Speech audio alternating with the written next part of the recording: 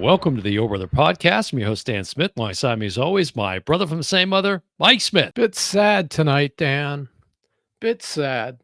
No reason to be sad because the Your Brother Podcast is back for another episode, Mike. We're going to do, in fact, a couple years ago, Mike, we did an episode. I had to go back into the Your Brother archives. We did an episode that was a little bit of a hodgepodge episode. It was a little bit of a potpourri, if you will. It had a little bit of everything. But one of the things we talked about was Vince McMahon stepping down from his position at the WWE. Only to return like a week or two later. A very short time later. Yeah. So we're going to talk about this Netflix documentary called Mr. McMahon. This is going to be a part one of two where we're going to talk about, we're going to break it down into segments. So we're going to talk tonight about episodes 1 through 3, and then we'll come back and we'll have a part 2 that'll kind of, button it up with episodes 4 through 6. So now this came out on Netflix, started streaming September 25th, 2024. I can't believe we're already in November, Mike. Hard to believe. Directed by Chris Smith, who Tiger King, does that ring a bell? Because that was all the rage, and Chris Smith directed the Tiger King. So from the man who brought you the Tiger King. And we got to say up front, this was done with full permission from Vince McMahon, who is basically the subject of this documentary. And a multitude of wrestlers talk on the record to whoever, to Chris Smith or whoever recorded it. Yeah, and Bill Simmons is one of the executive producers. I'm sure Bill's a Massachusetts guy. A big wrestling guy. People might know him from The Ringer, and he's got a big, huge following on his podcast too. So the documentary is made up of over 100 hours, I think they said 100 plus hours of footage that was shot starting back in 2021, which is very important to point out. And Netflix crams down your throat, which I appreciated actually. They continue to say at the start of every episode, and there are 6, as we said, that the events and these interviews took place before some of the stuff we'll talk about as we get through. Vince is still making headlines today as of this recording. I was going to say that 2 stories in the news. Yesterday, he was sued again.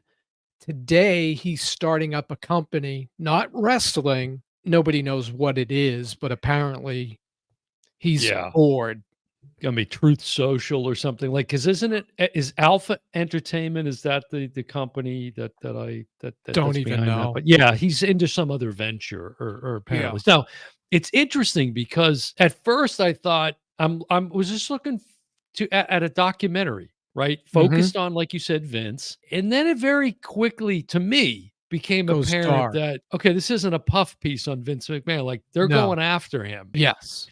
And they're not looking to portray him as, a great guy, really. I don't think it started that way. It started differently than all of a sudden when they looked back at the 100 hours and then the snowball that's going on still in the news right now. They took a left. Personally, I'm not going to take a stand one way or the other, on like I will. whether I think, Vince Gill, like I have no, I'm not a court of law. I'm not going to say, this guy's guilty of X, Y, Z. No, I'm not going to go that You far. can't say that either. No. But I also want us to try, because we have mentioned it numerous times on the podcast, try to, in some way, separate the art from the artist, as we often say. Right? Yeah, because there's no way that with our affinity for wrestling over the years, going back to the 70s, if I had cable, I probably would still be in the mix. I don't have the WWE network or any of that. Well, come January, if you still have Netflix, you'll get it. Right. Again, I just want to put that out there up front, because, there's certain things I'm going to say, what would be perceived as complimentary things. Right. I just want to also say that is in no way condoning any of this alleged behavior. The snowball just kept getting bigger, for me.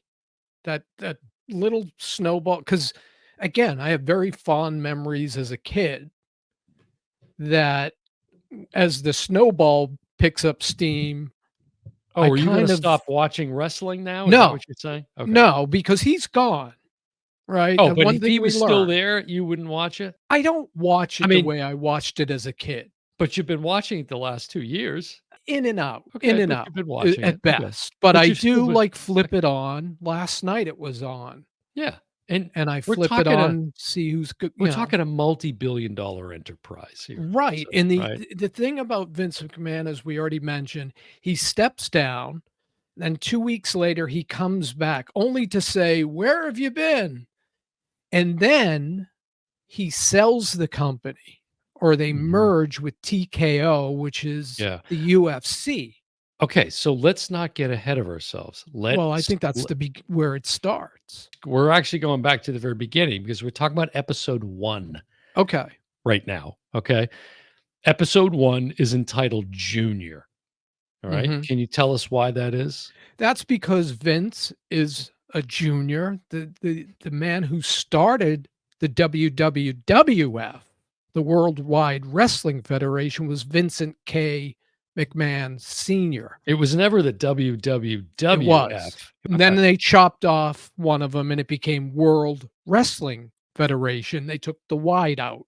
And Vince, apparently, according to him, was not didn't know his father until he was 12 years old.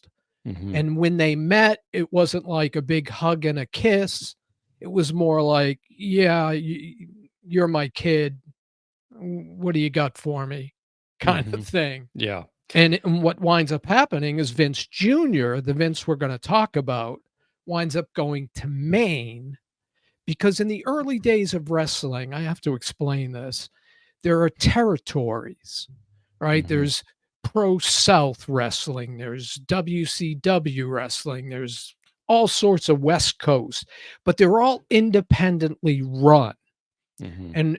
And Vince K Senior had basically the Northeast. It's kind of weird the way it's carved out, like no New Hampshire Yeah. and no Rhode Island, but everything else up to Maine to Massachusetts, Mhm. which I watched as As a did kid. I. Yeah, I Sure. watched. Right. I don't think you ever saw Vincent Senior I on the don't I show. mean, I certainly don't have memories of Right. that per I se, but do. I probably did see him, but it's foggy at best, yeah, Yeah. so, yeah, in episode 1, it really, as you said, it focuses on Vince. He comes into the business as a commentator, and he was a great commentator. I mean, I not at first, but he would eventually, Oh, my favorite thing about Vince was his mhm. commentary. 1, 2, 3. No, he kicked out. Right, I but in love the that. beginning, he had to find his footing, but you're right, he became, very skilled at it. It's his whole thing about at some point, he proposes to buy out his dad, basically, right? And he Right. idolizes his dad, despite the history that you mentioned, right? Yeah. And supposedly what the story was growing up, and he was abused and with his stepfather, the whole bit, right? Right, right. But he idolizes his father, and as you say, he makes his deal, right? And basically says, if I'm not successful, then Well, he I'll sets up a walk. payment plan, He sets up a payment plan, right? and he says, "I'll pay If you I don't this make the much." last payment,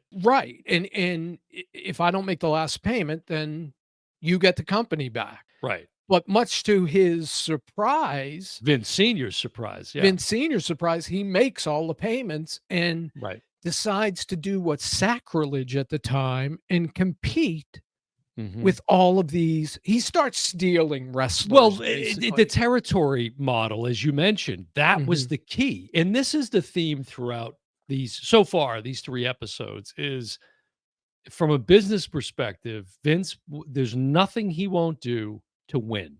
There's Right. nothing he won't do to be successful, which is, you could argue part of his downfall too. But with great power comes great responsibility, as they say. So, And so it's in the saying, while you're on that, yeah, whatever's best for business. that's right. And we'll get into some details that are kind of shocking Hmm. that happened just in the wrestling world, never Right, mind the right. scandal world. I mean, But that I was almost key. That was key. Him just saying, "I don't give a how it's always been done." right, right, Right, and he goes in and he starts attracting all of this major talent, as you said, right. and it doesn't take very long for that to really take hold. I mean, it seemed like pretty much from the jump, it was Well, successful. he was basically calling these guys that were made stars by these smaller companies in their territory, Right, offering them more money, right. and they all came to Vince, and then he just said, "Screw it, we're gonna do shows everywhere. We're not just Yeah, gonna and do what shows in the Northeast." I mean, stop me, show me the law that says I can't do it. To him, it was just It capitalism, was a handshake deal like many of the deals with the Yes, wrestlers. There were true. handshake deals back then. Which we will talk about later ends up biting Vince in the end. Of course. So what I found interesting in episode 1 is that Gorilla Monsoon was, as he calls it, the heir apparent. I was gonna say that exact phrase. So talk about Gorilla Monsoon a little bit now. Well, Gorilla Monsoon was, a famous wrestler. When he got too old to wrestle, he wound up moving to the commentating desk, and a lot of times it was him and Vince. Right. Like Vince was Right. doing the play-by-play and Gorilla was doing Right. color. Yeah. And he actually one of the famous Gorilla Monsoon moments is he took on Muhammad Ali, because Muhammad Ali said That's right. wrestling's a joke, it's Right. fixed. Gorilla Monsoon actually gets into a ring with him, picks him up, game over. Right. Game over. Yeah. You and I talked about like there's going to be a lot of sort of personal stories Right. threaded throughout this conversation. And one of them that came to mind was this: anytime I hear Gorilla Monsoon, all I could think about, and you know this because you were there, is you, me, and Dad were at the do you remember this? Maybe you don't remember this. At the airport? We were at the airport. And We it ended up being a nightmare trip. You remember this? yes, I We were, remember like, on that. a plane for, like, 21 hours, Right, between we had to, like, almost sleep in the Dulles airport and try to get to Florida because you were living in Florida. correct.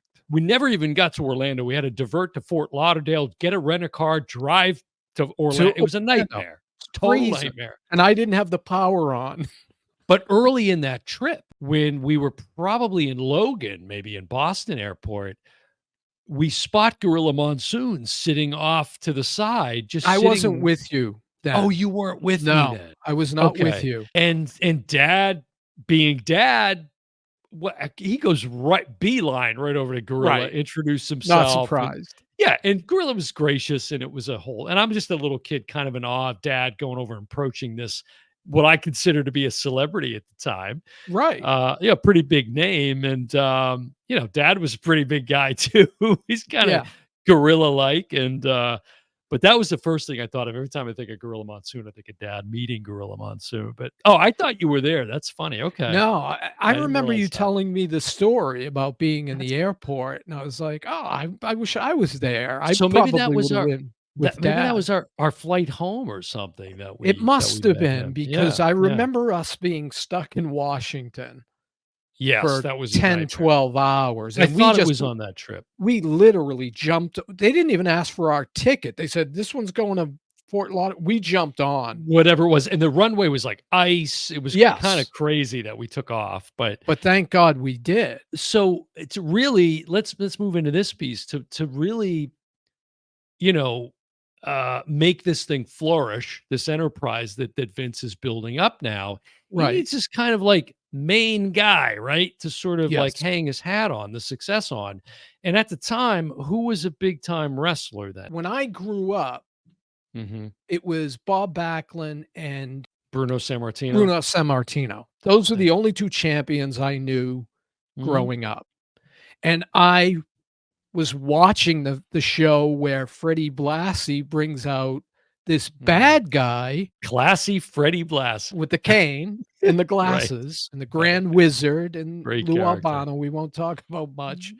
Yeah. But anyway, Freddie Blassie brings out this guy with this big cape, which was Right. blue in the documentary, but I remember when I watched it, they changed it to green Mm. and it gave his skin color. This is Hulk Hogan now. Sterling Golden, right? Sterling Golden at the time, but when he went with Fred Blassie, he became the Incredible Hulk Hogan. He looked like a Lou Ferrigno type, all Right. jacked on steroids. Well, and it's funny because Vince in the documentary in this episode talks about Backlund. Backlund, let's just face it, he was boring. He didn't really have the He was charisma. small. He And he wasn't was he small. was not a steroid guy. Right, which was pretty common. I mean, Bob Backlund those were the wrestlers of that time. That's what you got, Right, right.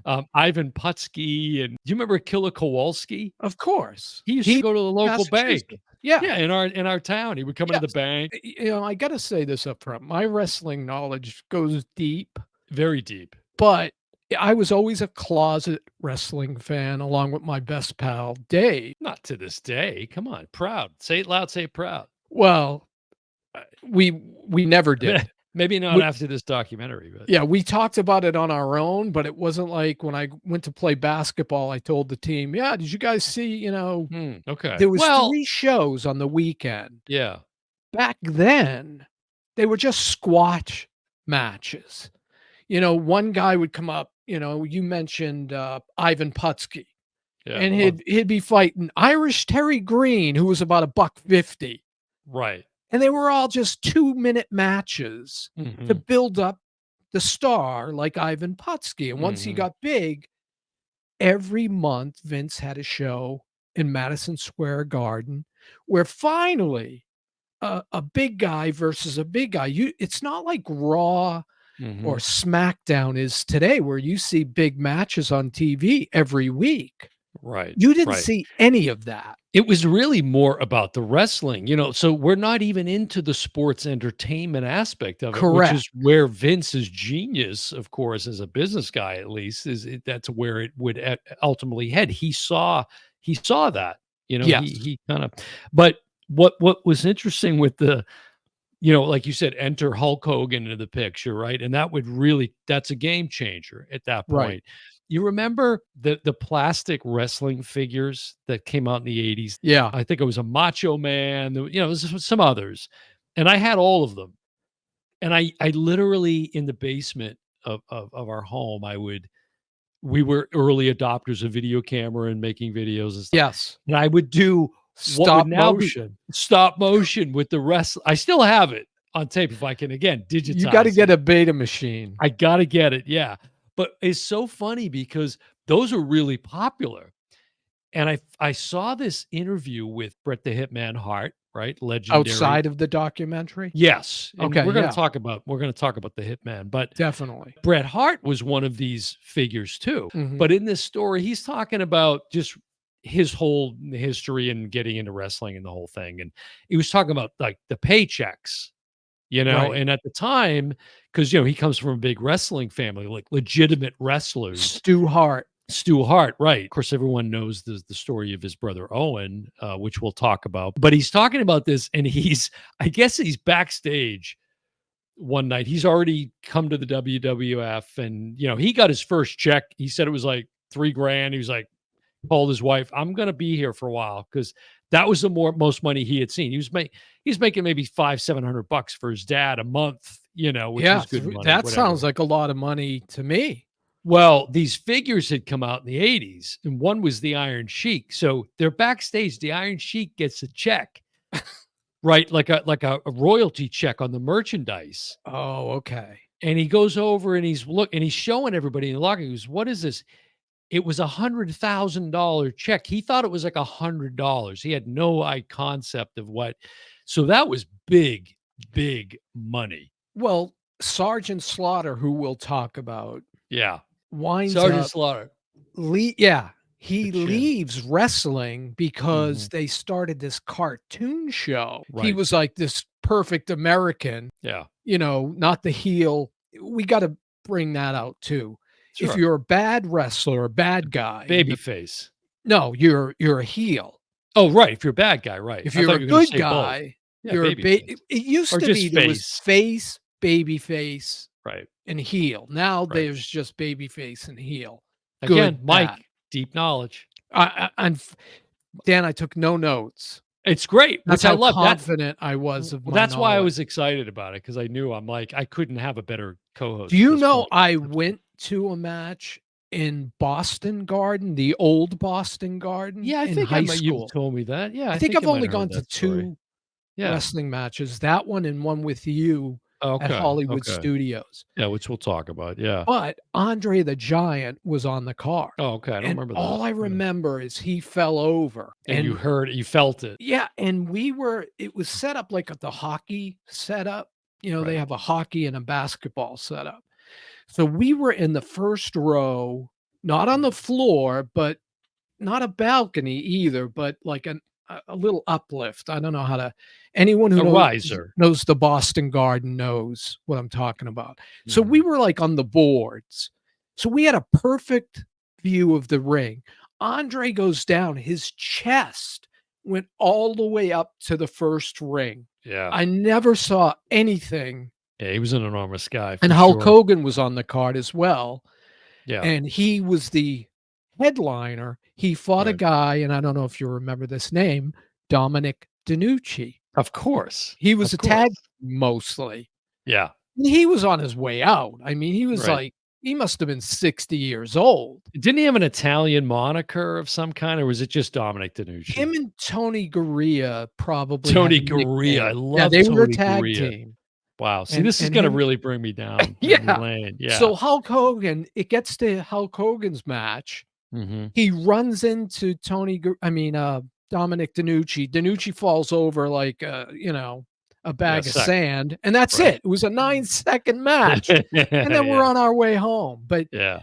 I was there with Dave, Donna, our older brother, the 4 of us, and we brought a sign that said Gomer Pyle Oh, yeah. because Yeah. who I just mentioned, Sergeant Slaughter, yeah. Sergeant Slaughter, was a heel, and he Right. hated when you called him Gomer Pyle Right. because he was a military And the guy. crowd would get that chant Oh going my too. god. Yeah. Well, the interesting thing, if we go back to this Backlund thing, Yeah, the significance here is Backlund's the champion. for 3 years. Vince knows this is not a guy that's gonna carry the federation, right, where he wants it to go. So he brings Hogan, and Hogan, like you said, is a heel. Mhm.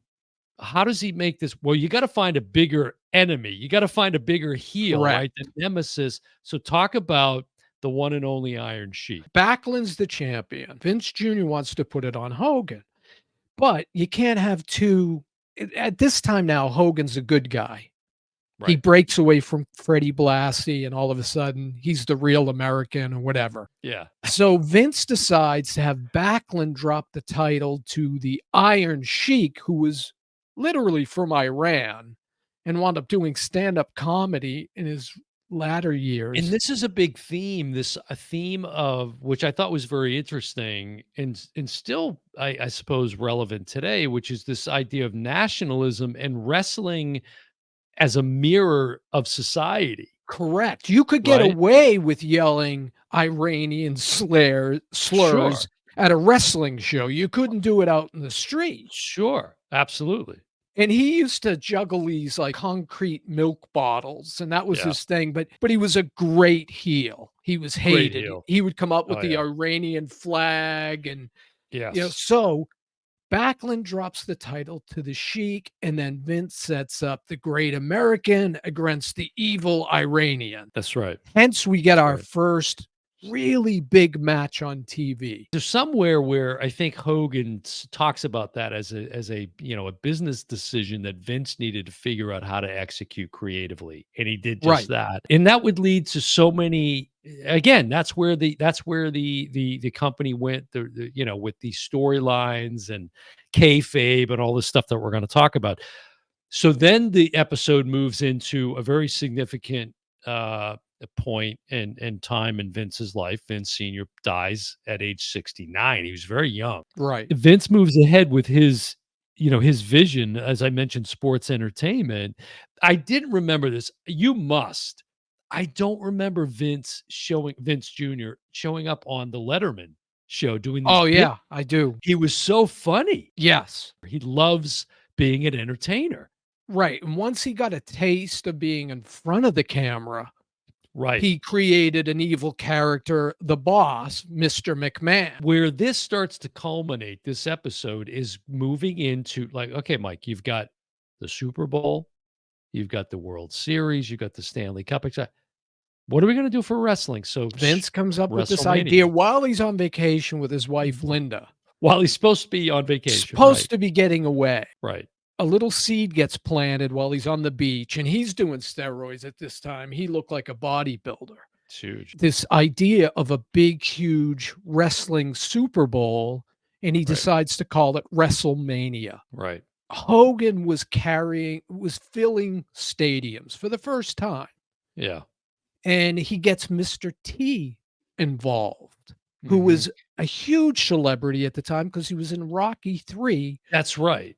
with Hogan, And and you mentioned some of the other, like Cyndi Lauper. This is what you meant, Captain Lou, earlier. Bob He Costas. has all these celebrities in the mix Yes, who were, like you said, huge in the '80s at this point. huge. Because this is 1985. Like, these are the premier people Yes. in entertainment. And so March Muhammad 30, Ali was a Muhammad referee. Ali, right.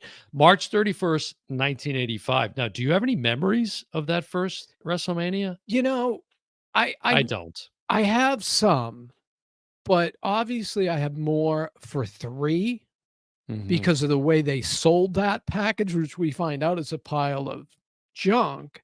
I gotta mention this too, because while they're interviewing people and telling the story, my favorite storyteller in this whole 6 hours, Tony Atlas. Tony Atlas. He was one of my favorite wrestlers. Biggest shoulders you've ever seen What in was his wrestling. finishing move? Do you remember? Well, it was the press. He would bench press Bench and press, throw yeah. the guy out of the ring. He did it to Hogan. I Yeah, I couldn't mean, believe it. yeah, he was a massive, But guy, he but is so blatantly honest in well, this. here's I literally have it written down because and I'll circle back because 'cause I'm talking about Vince's admiration for his father, and he looked up to his father, and they're talking about this, and they cut immediately to Tony Atlas, and he's just sitting there, he goes, "I don't think he really liked his father, to be Yeah, honest with you." it was and He I would tell have you, these lines. He would deliver these lines that you just couldn't not laugh. It yeah, was he kept so grabbing my hilarious. thing, Yeah. I mean, So he was just well, no, honest. that comes later. We'll get back to that. Yeah, you're And jumping ahead. other guys you can tell, like, Mouth of the South, Jimmy Hart. Okay, so He's like, "Well, I'm not sure how much you wanna know or how let much me they want me to say." let's bring this episode to Okay. a close because I have a story that relates to Mouth of the South, Jimmy Hart. So, we're talking about WrestleMania, but now we start getting right. You get big, and all of a sudden you gain the attention of the world, and now you're going to be scrutinized for it. And this is Right, where the bad press starts to come into play, right. right? Before you go there, I wanna mention that WrestleMania, the reason I don't have fond memories of it Oh is yeah, because it was on closed circuit TV. Now that's right, not pay-per-view. right. That's right. What you have to do is you have to go to the arena, and then they show it on a screen. That was Which closed circuit. Now it's interesting. You think about it. Today, that's still happening now, right? The Stanley Cup. You see people in Toronto out in the street, Right, massive in the crowds local towns. watching it on. Right. Right. I'm just But saying, it's kind of not a similar. universal thing, No, no, and pay-per-view hadn't become a thing yet. right. So let's talk about. I want to talk about three things to cap off this episode that Okay. will lead us into episode 2, which is called Heat. So three things I wrote down here, right? Dr. D. David Schultz. Okay. Okay. So there's this whole thing as wrestling is gaining in popularity, wrestling's fake and wrestling's fake, right? They're constantly having to kind of deal with that whole aspect of it. So John Stossel, who was a reporter for ABC at the time, 2020. 2020, right? Big, which they still have it to this Still, day. yeah. And, his angle was basically calling it out that it was fake, right? Right. Cut to he's in the hallway in the backstage of some arena and he's talking to Dr. D. David Schultz, the wrong guy to be confronting at this point, right? We're going to talk about steroids in a second A too. This all heel kind that of didn't connects. stop being a heel when the cameras went You off. want to talk about kayfabe? This Yeah. was kayfabe at its finest, right? Right. And he's saying something like, "I think it's fake," and Schultz gives him an open hand slap. It literally knocks him to the ground. He gets up, hits him again. Yep. And then Stossel heads out of town, which I met John Stossel, by the way, years later at an event. I have a signed book by him, by the Funny. way. Yeah, And, the thing about it was we were sitting there going, "Was that real? right. Was that part of it?" Because we know it's fake. Yeah, he's And still it's good. funny because out of high school, I was playing drums. I was making Mhm, plenty of money, but I had no benefits, so I had to take a job at a mailroom for a big mhm. department store.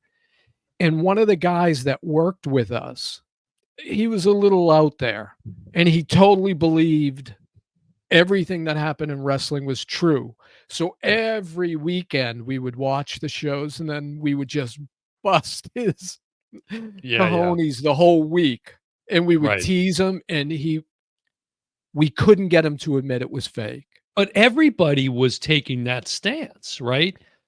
Everybody was kinda digging their heels in a little bit with that. I mean, nobody more that no more significant an example than the David Schultz thing, but Right. for those that don't know, anybody watching this as a wrestling fan knows this, we recognize that, but Yes. the Richard Belzer incident. So they're getting ready for WrestleMania 3, I believe, right? That's when No, it was the first one. It was the first okay, one so they're with getting Mr. ready, and T, Mr. yeah. T is doing one of these flex things on the sofa, and Hulk's next to him. His This name was a again? late night show Richard Belzer had at Richard the time. Belzer, who was a Yeah. comedian, and Great he comedian. got fame on CSI.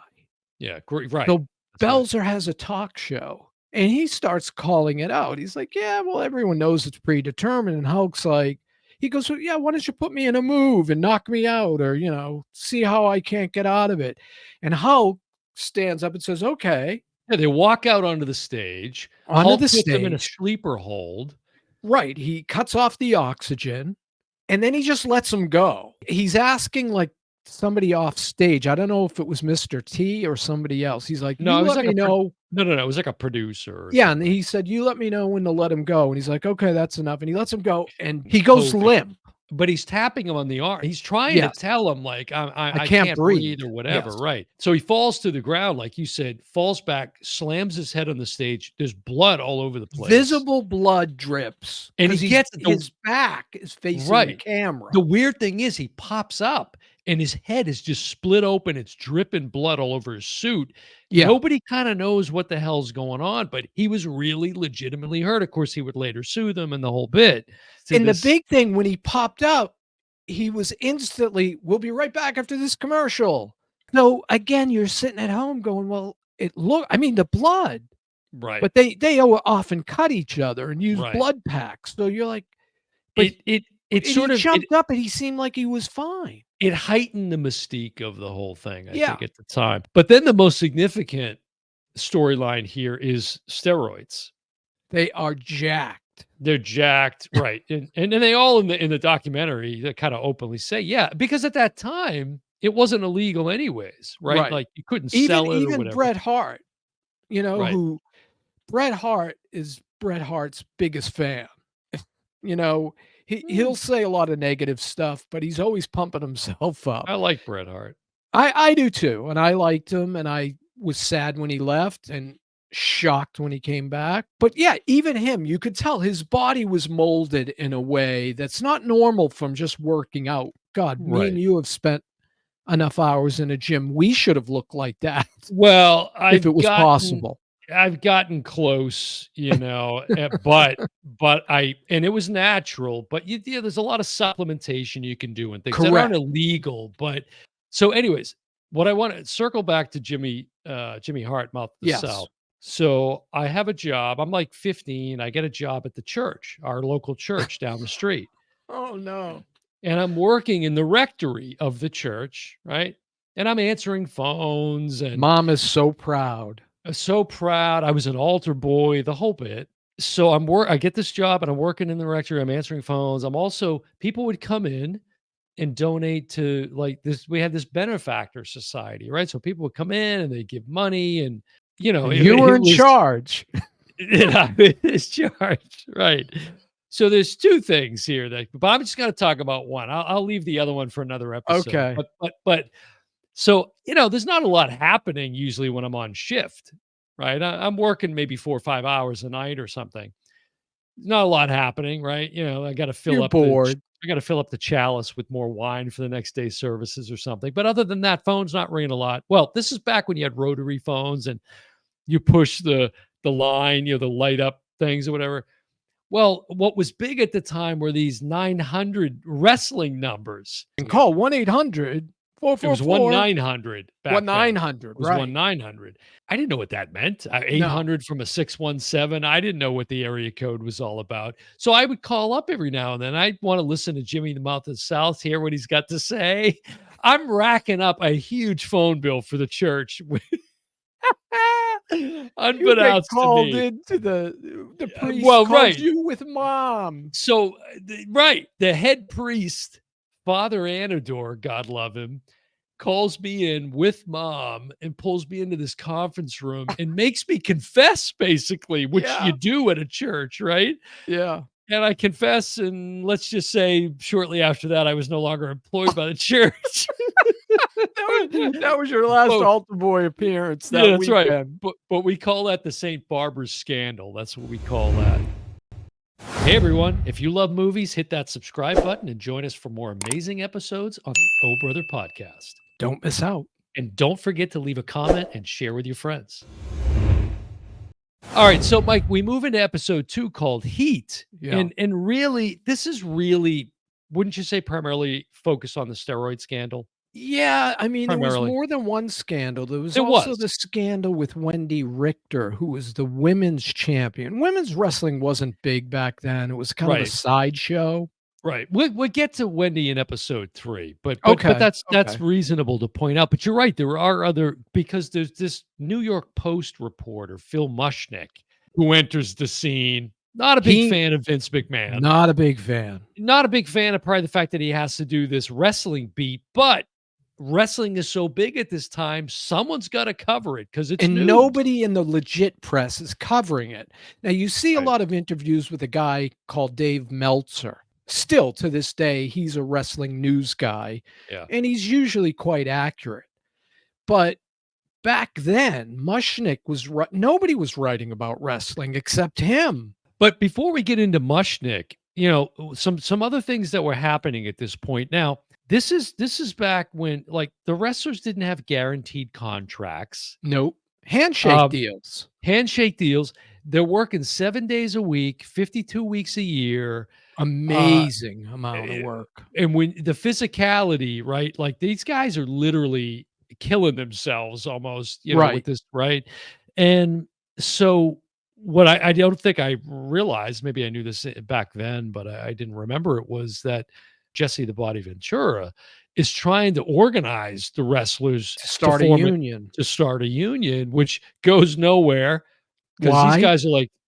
these guys are getting paid well. They don't want to go up against Vince. But who rats out? Hogan, Because he gets ratted out. Hogan, yeah, Hogan is Hogan loyal. rats him out because he's Hogan's loyal to loyal Vince. loyal to Vince, which we'll wrap up this particular episode with, circling back to that. Now, I want to say another little personal comment. I could have probably used the union back in the day to perhaps protect me from your f***ing pile drivers in the basement that you would practice on me. I mean, And I would so drop we're you on your head. like, you had no business doing that. No. First of all, the ceiling in the basement, it's like, so there's no room. You're like, no, it'll Right, be fine. You were always with them. No, it'll be fine. right. And me being naive as all get out, I'm like, okay, legs between, head between the legs. Next thing you know, I'm getting driven to the concrete, the cement floor. By the way, folks, this wasn't even a wrestling mat. Hey, I had it done to me by Dave, so I could have been easily paralyzed oh, multiple no times over. question. I Yeah. mean, we'll get later on That was into your favorite move, by the way, the pile it driver. was, and then I started to bench press people, Yeah. and I did it to our sister, and I just chucked her on our parents' bed. Now we talked about WrestleMania, and then in episode 2, they talk a little bit about WrestleMania 2 and 3. Now, I thought I had it wrong, but this vivid memory of us purchasing the pay-per-view for WrestleMania 3. This was in the summer, by the way, I thought it because the was house, March. no, the original WrestleMania was, Oh, I thought they all were. hold on. When was WrestleMania 3? Oh, it was March, not March. Okay. It was a hot as hell March. It was March 29th, 1987. It Mhm. was you, me, and dad, and we bought this pay-per-view, which was probably like $100 at the time. It was Well, pretty I think it was expensive. it was either 30 or 60. And Oh, really? we were Jesus. begging dad because, Yeah, dad paid the bills. It was right. his cable. We were begging dad, come on, dad, it's Hogan and Andre. You got to do Mhm. it. And finally, dad, because dad was a casual fan, Yeah, so he dad was. relents. Right. And that's our first pay per view. It's a In the viv beginning of the match, he starts to pick him up, and then Andre falls on him. And I Right. swear to God, that ref counted 3.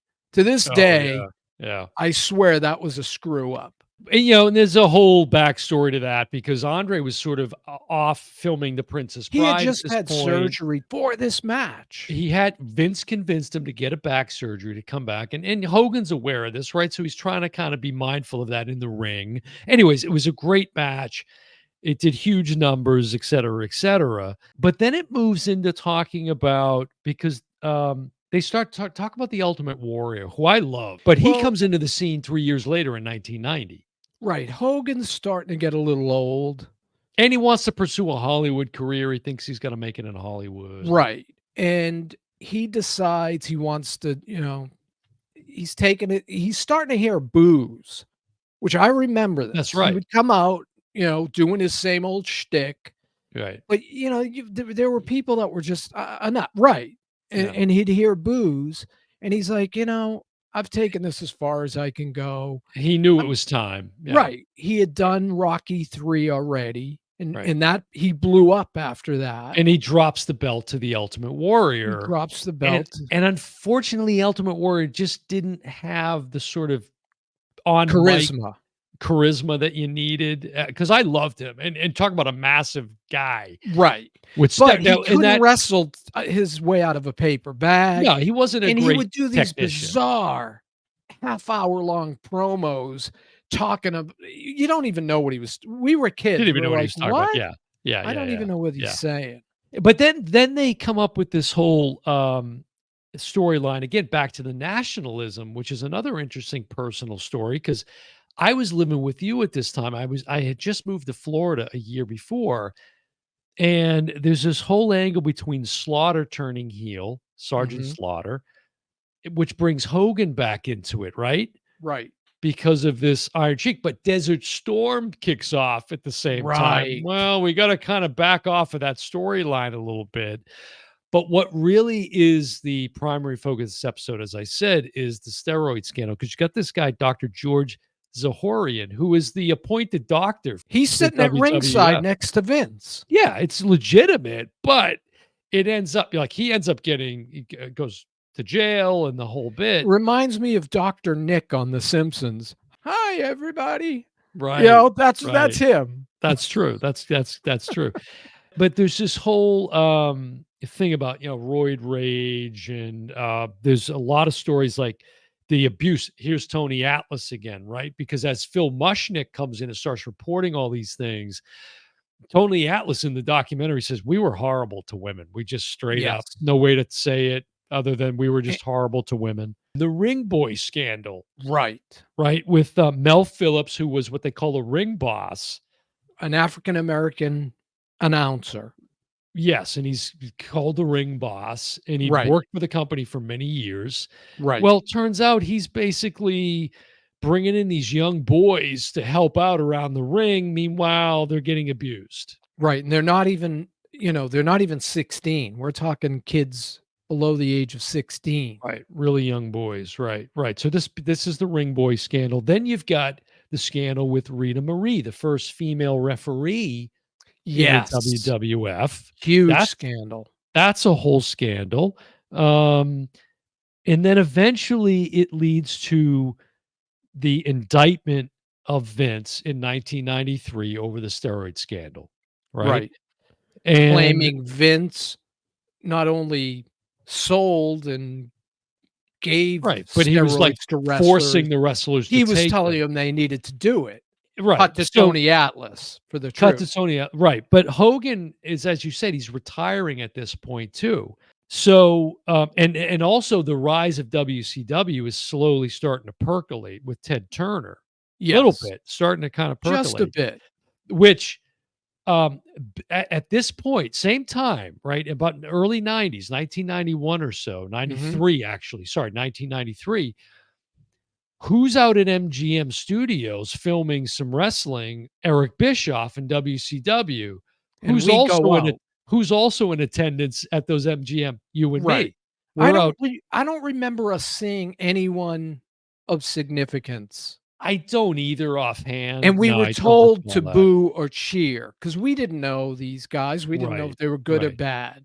We also at the time It's around the same time. We were working out at Bally's all the time. Yeah. And you and I are we get off the stepper or whatever we were doing at the time, the elliptical we used to make me do. We're heading into the locker room. Who comes walking by us in the locker room? Yeah, Woo! the The nature boy. Nature Boy, Ric Yeah. Flair. We met super nice guy. We're like, wrestling's in town. Talked to him for just a minute in the hallway there. But this stuff is all churning at the same time, and that's Yes. how episode 2 concludes, right? Vince is about to go on trial. Right. So episode 3, which is entitled The Screw Job, is not about that. We're going to get to that. But Hogan comes back into the picture because, of course, the prosecution wants him to be their star witness against Vince. They give him immunity to But what testify against but Vince. what ends up happening with Hogan? He basically gets Vince out of it. No, Vince never told me Well, to he take tells the steroids. He truth. tells the truth, basically, which is Vince didn't sell. He might have said, "Oh, I wish you guys would work out more," Right. inferring take steroids, but Right. he didn't tell them they had to. Correct. In fact, Hogan was a huge abuser at the time. He wasn't Mhm. just using, he was abusing. Right. And he goes on Arsenio Hall, Mhm. and Vince says, "Just tell the truth." But he Right. doesn't. He denies it. Right. "I used it once," kind of thing. Come Yeah. on. So episode 3, Screw Job. And so this really focuses on the Montreal Screw Job, which took place November 9th, Which I was nine watching. 1997. A lot of people were watching this. I was I believe, in San Diego. I believe I was in law Yes. school. Yes. And I had this 1997. box that played all the pay-per-views. And back Mhm. then, when you wanted to buy a movie, like on demand, how Yeah. you can choose from 18 different movies. There was only one movie that played round the clock, Right. and I got that movie, but I also got the wrestling pay-per-views for Yeah. free. Well, what I thought was interesting about this, or kind of ironic, is, the central figure in this episode is, of course, Bret Hart. Yes. And what's happening here is, as I mentioned, Ted Turner's starting to come up with Eric Bischoff, right? And what they're doing is essentially what Vince did with the territory model.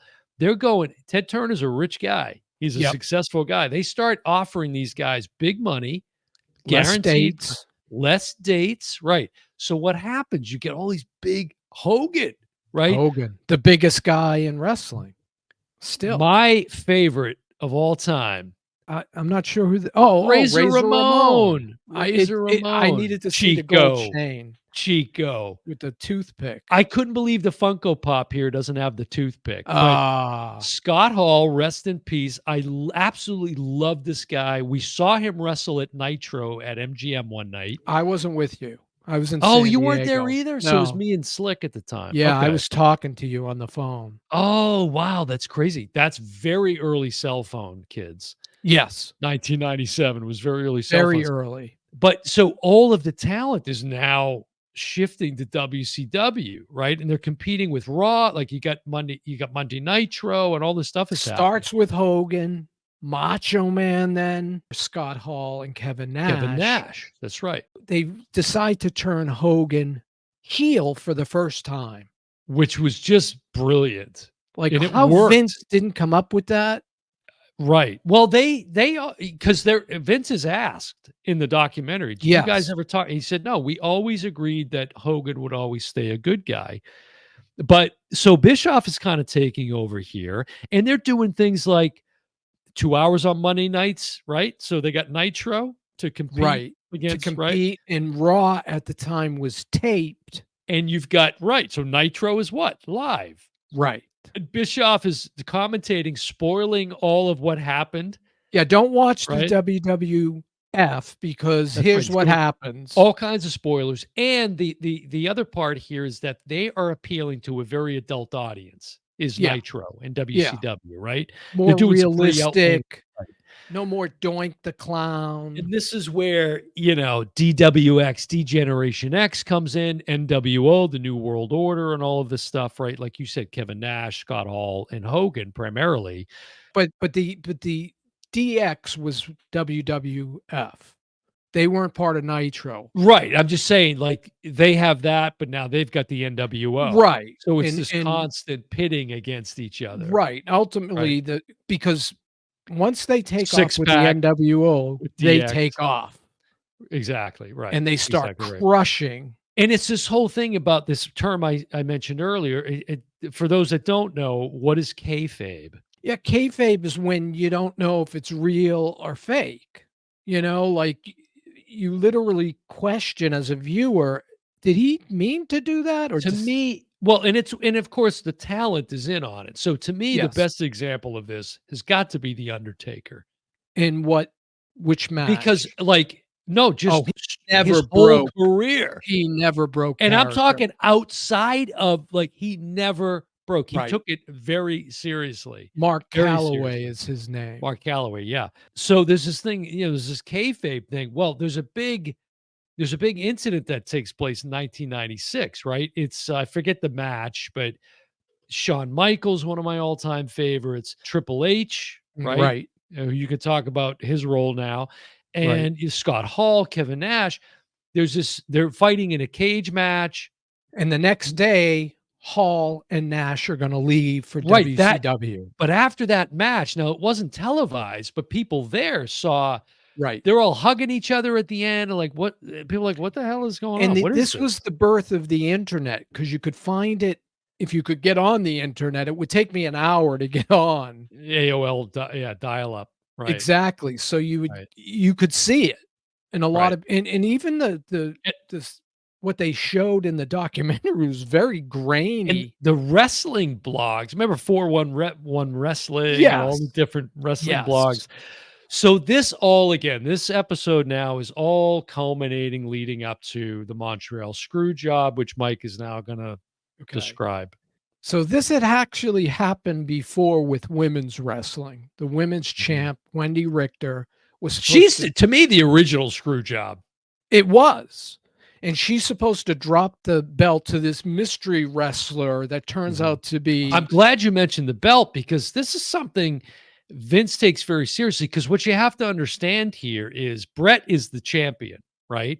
yeah, But Brett is also now going to go to WCW. right. And Vince engineered that. He went because he signed Brett to a 20-year contract. Right. He wanted him to be the guy. He Right. needed, right. He But he needed that. realized he couldn't pay him. Correct. So he Correct. goes to Brett, literally flies to Calgary and sits That's right. down with him and says, "Here's how you can get out of the deal and side with Turner Right. and get paid. Get your money." Hmm. And he wasn't opposed to people getting paid and then coming back. Sure. So, but there was no plans of because of the screw job, which I'll get into now. I was Yeah. talking about Wendy Richter, who was the women's Right. champion. Right. She gets pinned by the fabulous Moolah. Those were really the only two women wrestlers in Mae Right. Young. What happens is Vince says, as soon as she gets on her back, ring the bell. Yeah. The referee never counts three, counts one. And she doesn't give up the belt. And then, Vince is pissed off because he's like, hey, that's my belt. When I tell you to drop it, you drop it. Right. It's like this is his merchandise. Correct. And the same thing here is he wants Brett to drop the belt to Shawn Michaels. Who's the up and comer Mhm. and loved by Vince. And Shawn Michaels thought of Vince as like a father figure. Sure. But I don't think it was the problem of Bret Hart dropping the belt. He didn't care about that. It was dropping it to Michaels. Dropping it to Michaels and doing it in Montreal because Correct. it's his Canadian fans. That's And right. even when he was a heel, when they start the match, he remembers the Wendy Richter screw job, Well, and what they say is it's gonna be, I forget the term they use. There's a gonna be this throwout. it's Everybody's gonna come in. a big brouhaha of a bunch of and it'll be kind of unclear, and then, like, the next day, we'll just announce what happened, and that'll be the Exactly. end of it, And right, that happens, right. but then in the midst of it, Shawn Michaels goes to put Brett in what's called a finishing move, the move that ends the match. Brett's finishing move. Brett's finishing move. In fact, he's putting it on wrong, and Brett's like, "No, turn my leg to the right, telling him how to do it. Right. So as soon as he got him in the position, Bruce Pritchard, in what they call gorilla position, which I don't know if we'll get into or any, but Yeah, no. he's calling the shots from He's backstage. an executive director with WWE. Right. He's next to Vince. He's the guy. Mhm. So Sean gets him in the sharpshooter, which is Brett's move. Yeah. And then Vince starts yelling at the ring guy, ring the bell, ring the bell, ring the Right. effing bell. Right. They ring the bell, and Brett's like, what the, Sean I makes a didn't, quick beeline with the belt with Hunter, to the back they room. take Yeah. off. Right. And then Brett, first of all, spits on Vince, man. I remember this like it I was remember yesterday. it. Yeah, it was, and it's funny how it's commented on by Vince and Yes, Brett in the documentary. because he hits It this was perfect. he said, Brett says, "You'd be surprised at how frothy you can get in a match like that." And he hit him bullseye in the eye. It And was gross. again, I'm sitting there watching it going, wait a second, what is this?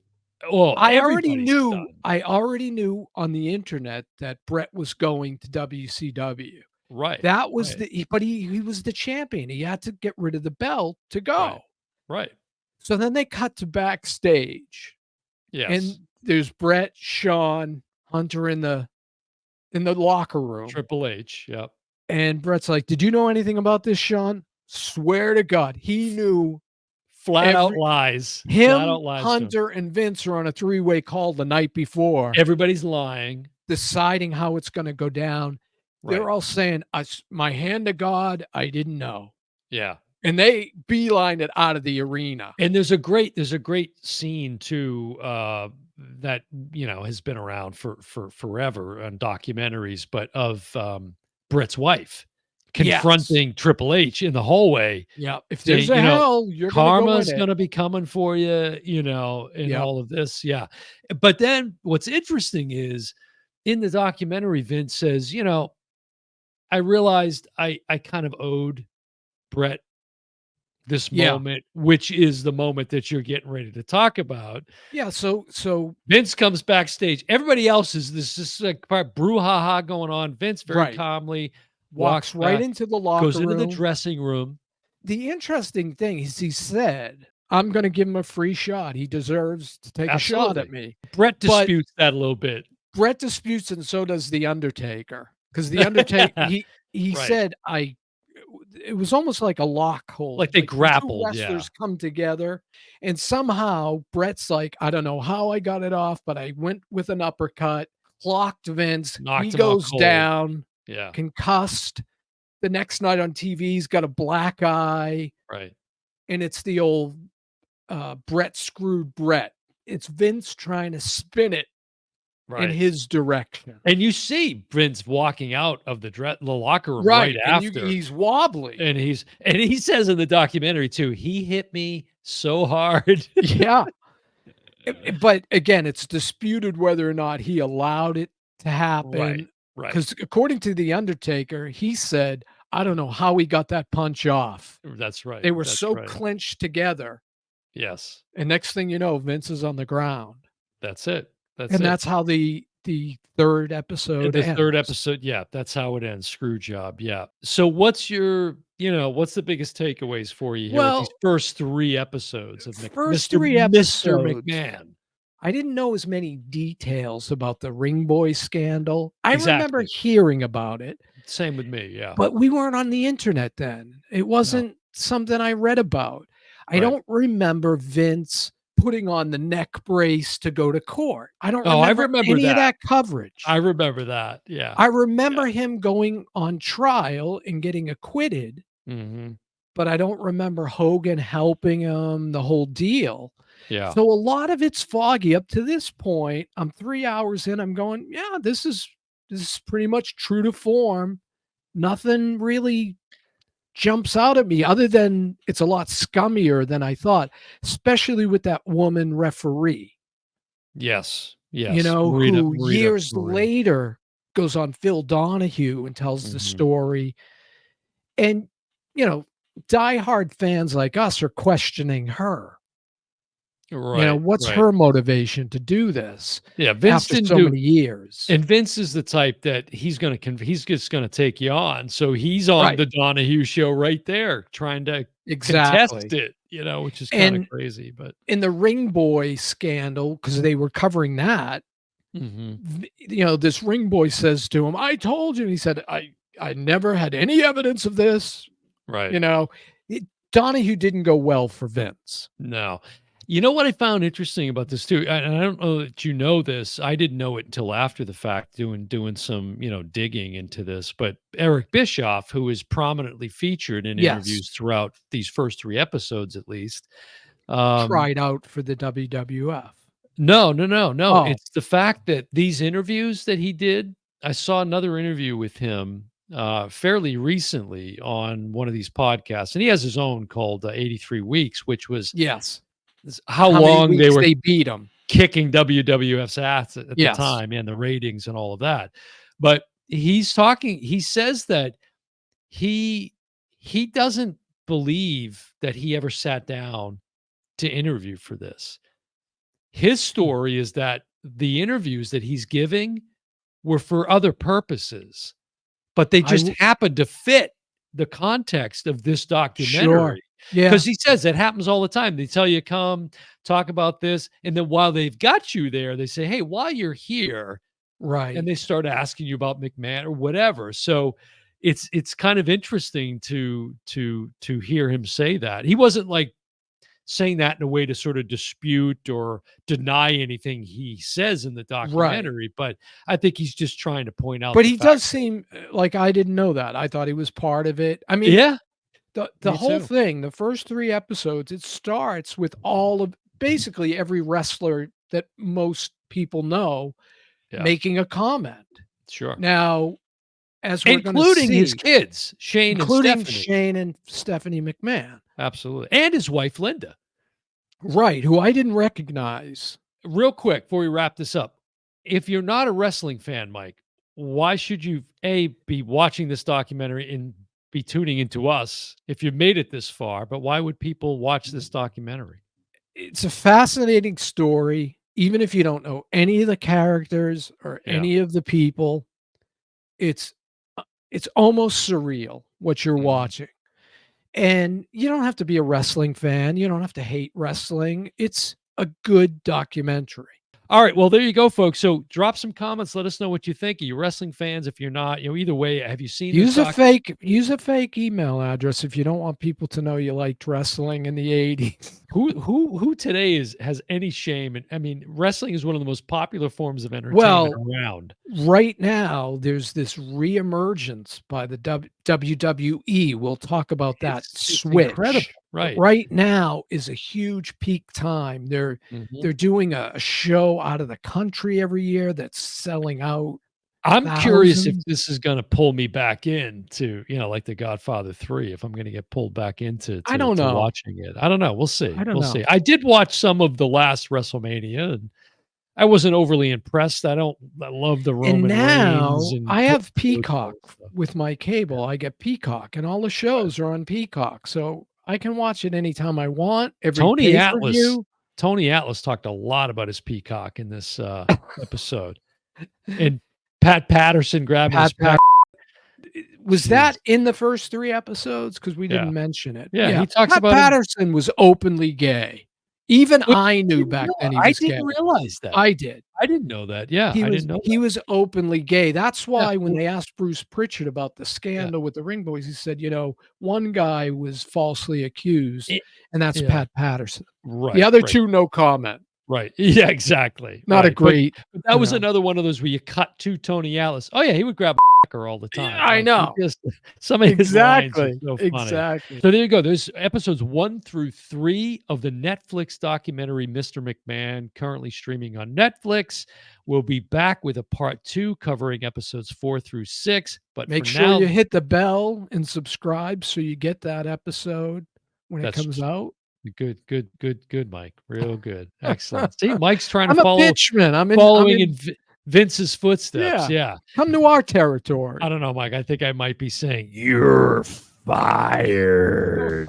All right, that's going to do it for another episode of the Yo Brother Podcast. I'm your host, Dan Smith, alongside me, as always, by brother from the same mother, Mike Smith, and we will see you next time. Bye, everyone.